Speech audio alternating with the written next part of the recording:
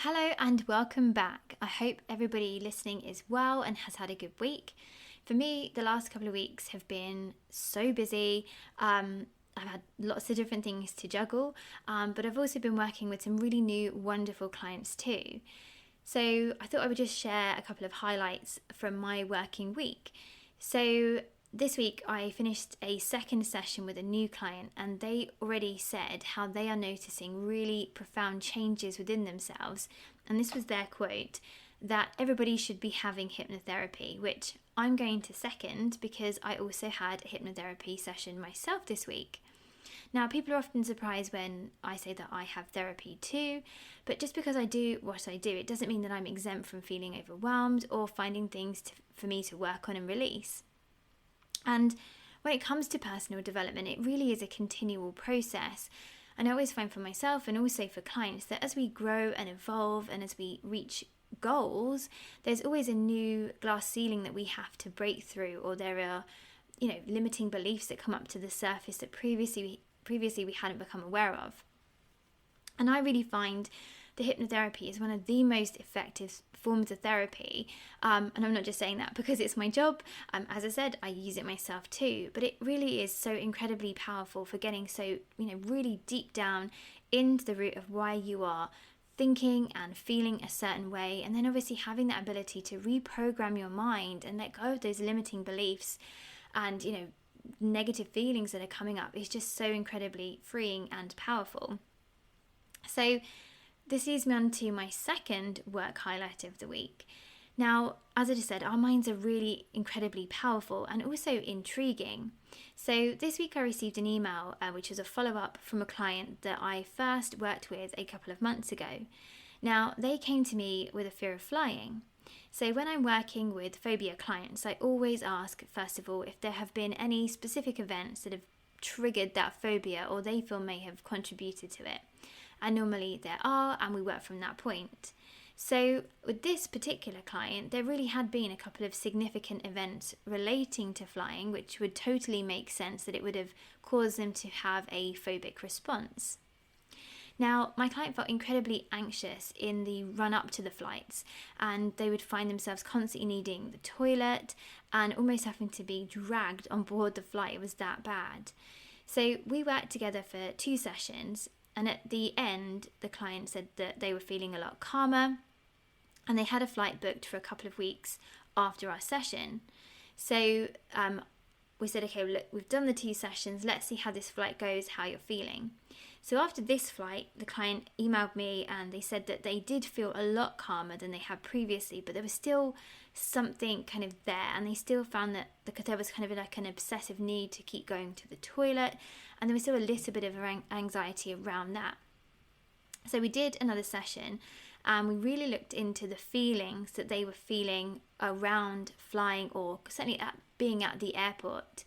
So on this occasion, I used some different techniques which allowed me to go back through their past and identify times that actually weren't related to flying, but where they had felt this panicky feeling, and particularly around the toilet and needing to go kind of very urgently. And really fascinatingly, it transpired that actually, despite the significant events around flying, this really wasn't about flying at all, but actually was more about kind of the toilet and not feeling able to get to one if needs be. So my client recalled times as a child and as an adult where this really had posed a problem to them. So we worked on it in that session. We felt really good that we got to the root cause of the problem. And really fortunately, again, my client had a flight booked shortly after our 3rd session. So we were able to really kind of see this time if we'd nailed it and got to the bottom of kind of what was causing this, unpleasant response and these unwanted feelings.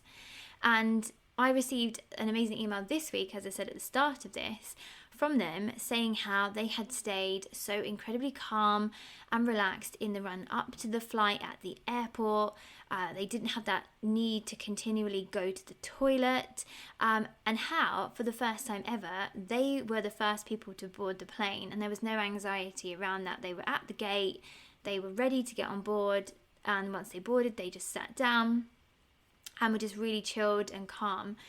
And then also they went on to mention that whilst they were on that trip, they also went on a roller coaster, which they said would have previously been something they most definitely would not have done.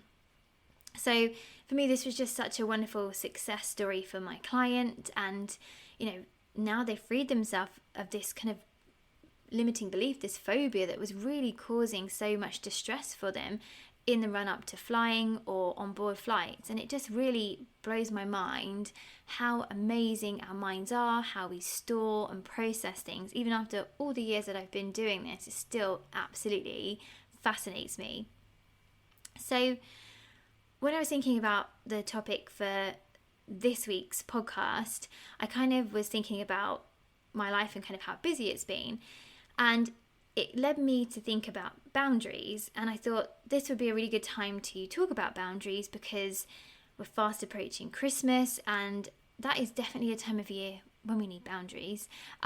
Be that boundaries with family members or friends, or even boundaries around what we're spending, and of course around our mental health, which really can be put under strain at this time of year.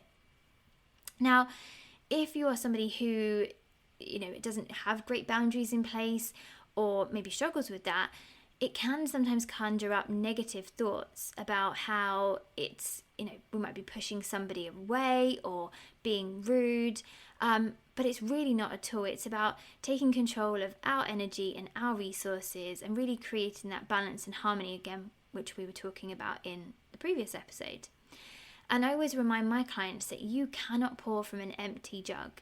So it is absolutely not rude or selfish to prioritize our needs. Because when we focus on ourselves, what we then find is we have more resources, we have more patience for everybody else who needs us. So when we are creating boundaries in our lives, what we're really doing is getting clear on what we are willing and not willing to tolerate. So the question I pose to you is, are you good at setting boundaries in all areas of your life? Now, some of us might find it easier to set boundaries around work, but not so much around kind of like our personal life or vice versa. So yeah, are you good at setting boundaries in all areas of your life?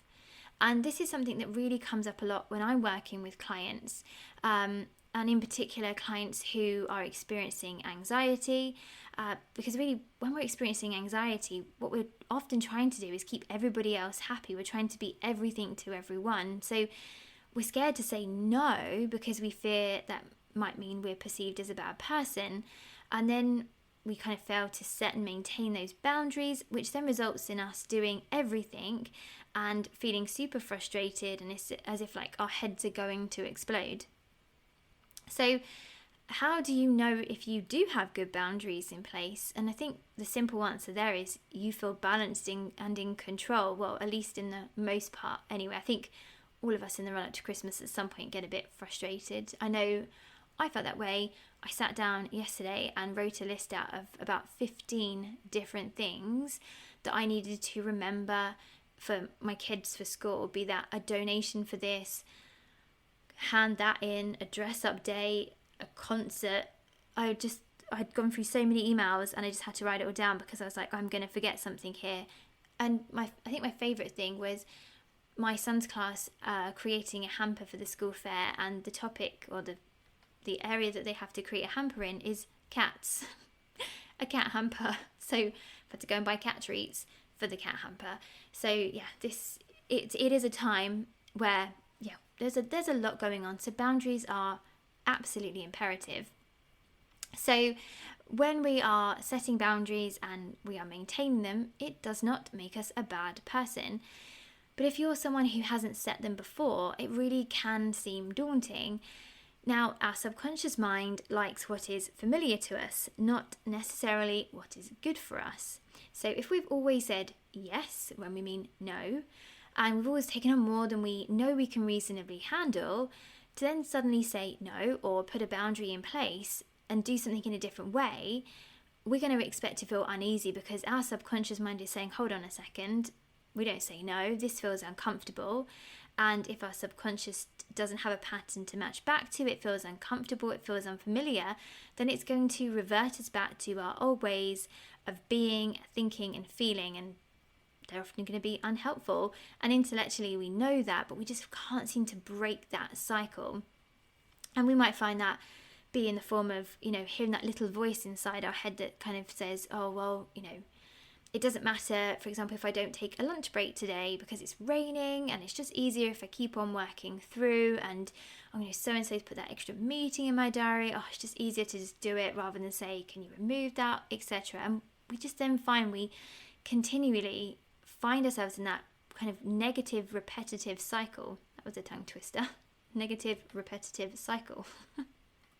So how can we start? How can we start putting in boundaries? How can we start, creating that balance in our lives so that we can, be our most authentic versions of ourselves? And as with anything, it's about getting clear. So how do you want to be and how do you want to feel? And if I implement boundaries, well, what do I want them to look like? I would always say, first of all, just take a moment, quieten your mind, sit calmly where there's no other distractions, and just get really clear and specific. And in particular, focusing on how much better you're going to feel. So how do I want to be? How do I want to feel? Because when you're starting to think in that way, you're in that intellectual part of your brain, you're feeling balanced, and it's kind of optimistic. You're not operating from that primitive, fear-based part of your brain. So how do I want to be? How do I want to feel? And then it's about making small incremental changes, because when we do this, we are then going to get both parts of our mind on board. If we suddenly go in and make loads of changes all in an instance, then our subconscious mind is going to be like, whoa, what the hell is going on here? It's going to sense there's a danger. It's going to pick up on that unfamiliarity, and it's going to just put the brakes on, and it's going to get you to revert back to your familiar old ways of being, thinking and feeling. And this became a problem for my clients, particularly during lockdown. This was something that really came up a lot then, because we'd gone from working in an office to working at home. So it was really, really easy just to keep working that extra 10 minutes and then another until it was an hour. And then we didn't take a lunch break until that just became the new norm. And habits are created through repetition, be that good ones or bad ones. And of course, just to caveat that, yes, there are times where we do need to be flexible, and maybe we do need to work a bit longer or work for a lunch or, go above and beyond. But again, it's putting things into context, isn't it? So setting boundaries early is key. So as they say, start as you mean to go on. So let's look at Christmas, for example, which is the most wonderful time of the year, or so they say, but yet it can be the most stressful. And like I was saying about the 15, God knows how many activities, reminders, cat donations I had to think of this week, it can feel really overwhelming.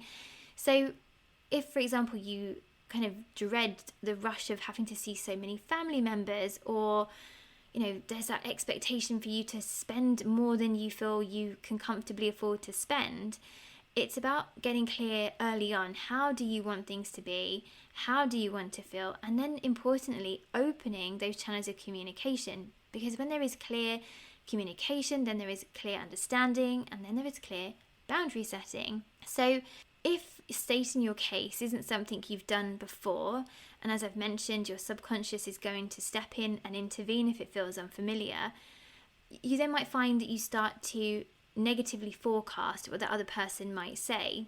So for example, you might think, I could say, actually, I'm not going to see that person on that day. We could go and see them on the 30th, because that means we've got a couple of days just to kind of chill out and relax and do nothing. And then you might start to, in your mind, role play, oh my gosh, but if I say that, then they may think this, then they will say that.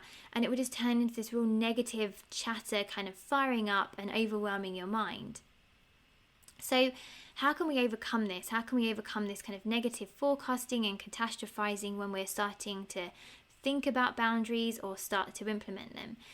And it really comes back to using your imagination. So whatever change you are trying to make in your life, be that, I know you've got an interview coming up, you've got to do some personal speaking, or you need to set a boundary, your imagination is one of the most powerful tools that you can utilize, because it is like our own secret rehearsal room. So I say this every episode, but your mind does not know the difference between imagination and reality. So when we're practicing in our mind, when we're visualizing how we want to be, how we want to feel, how we want a conversation to go, when we're making it clear and vivid and really feeling those positive feelings as we see that image, what we're doing is we are reprogramming our subconscious mind. We're storing those positive examples, those positive patterns in our mind. So when we find that we're in the situation physically, we're really talking to that person, or that event is really happening, our minds are like, oh, okay, we've done this before. Even though we've only been imagining it, it doesn't matter, it's still stored. So when you do come to physically carry out that task, your brain is on board and it's more likely to go how you want it to go. Another really powerful tool for setting boundaries and making positive changes is to journal. So even if you're not a writer, journaling is just one of the most powerful tools that you can use in addition to your imagination. Because when you're writing things down, what you're finding is that you begin to reframe those thoughts and you gain a kind of real deeper clarity on how you want things to be. And you can really find as well that it helps you to kind of discover answers to problems too. And, journaling is something you can use on any subject, but when you're kind of writing things down and you're just kind of flowing with your pen on the paper, you can kind of go off in a tangent, or some people find it just really tricky to kind of know what to write and kind of how to sort of even start. So journal prompts are always a really good way to kind of start the process of journaling and keeping yourself on track and really making sure that you're getting the most out of that journaling session. So these are some journal prompts that I put together for boundaries. What I'm going to do is write them in the show notes below so you can copy them from there if you'd like to use these ones, or I'm sure you can find loads if you just kind of Google boundaries, even journal prompts for boundary setting. That's what I was trying to say. But the ones that I've used or that I've shared with my clients before are as follows. So the first one is, what area of my life needs more space?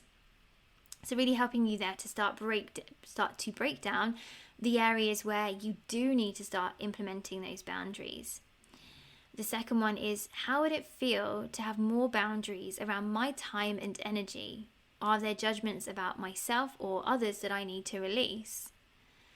And then another good one is, what's one action I can take to create this? So again, that is taking your mind in that positive, forward thinking, how do I want this to be? How do I want to feel direction? How would it feel if I had boundaries around my time and energy? So this is really looking at your life and what time you have. If you're constantly saying yes when you mean no, that's an area that you need to start looking at boundaries in, so that you are protecting your time and your energy. And then the last one that I normally kind of get my clients to journal on is, am I listening to my inner wisdom, my inner guidance, or am I too focused upon the voices of others? And I think that's a really powerful one to journal on, because often we are just trying to please other people and we're so conditioned not to put our needs first. Of course we want to be kind, caring individuals, but there has to be that balance. So are we too preoccupied with what other people might think about us, or what they may do, as opposed to really thinking about, well, what works best for me?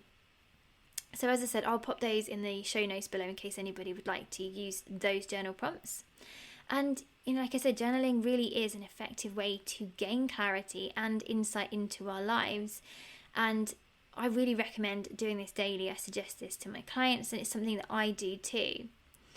Now, another technique you can use is on the same lines as journaling, but it's more scripting, but it's writing about your perfect day. Now, I feel this is a really good one if you're maybe initially stuck there going, oh, well, how do I want things to look? So with writing about your perfect day, it's working on the same premise that your mind doesn't know the difference between imagination and reality, but in a journaling form. So what you do is simply start by writing out how you want your life to be, but writing with no ifs or buts. So it's not like, oh, it would be great if this happened, but that person wouldn't allow that. It's about writing it specifically. How do you want to be? How do you want to feel? And I always say you can get really Disney over this. You can get as creative as you want. Just let your pen flow on the page, and it really starts to spark your imagination, and it's really fun as well. Just as a side note, this technique, like writing out your perfect day, is brilliant for lots of different areas of your life. So if maybe you're kind of not sure the direction you want to kind of take your life in as a whole, just getting creative and writing, well, how would my ideal morning look if I wasn't doing this job or I wasn't feeling this way? And when you start writing, you do find actually your pen just starts to flow on the page, and you can just really come up with some amazing things. And you can then kind of go back over it and kind of reread it regularly to remind yourself how you want to be and feel, or you could write it out and just put it to one side. It's really personal to you, but like I say, get creative, write out, how do I want to be, how do I want to feel? And again, when we're making really significant changes in our lives, such as setting boundaries, which again, like I said, for most of us may be really out of our comfort zone, it is so important with any change to be consistent and strict with our daily mindset routines. So making sure that we're really doing the things that we know support us to feel that most authentic, aligned versions of ourselves. Again, as I've said, our minds do not like change. It feels unfamiliar. It's going to really try and convince us to revert back to those old familiar ways of being, thinking and feeling, even if intellectually we know they're just not conducive with who we want to be and where we want to go. So when we're making changes, just to kind of keep those negative thoughts at bay, having that consistent mindset routine is absolutely crucial. So like I said, making sure you're getting to bed, exercising, eating properly, surrounding yourselves with positive people, listening to positive podcasts and audiobooks, just absorbing as much positive, inspiring and uplifting content as you possibly can. Now, I hope you've enjoyed this episode. I hope it's been useful to some of you listening.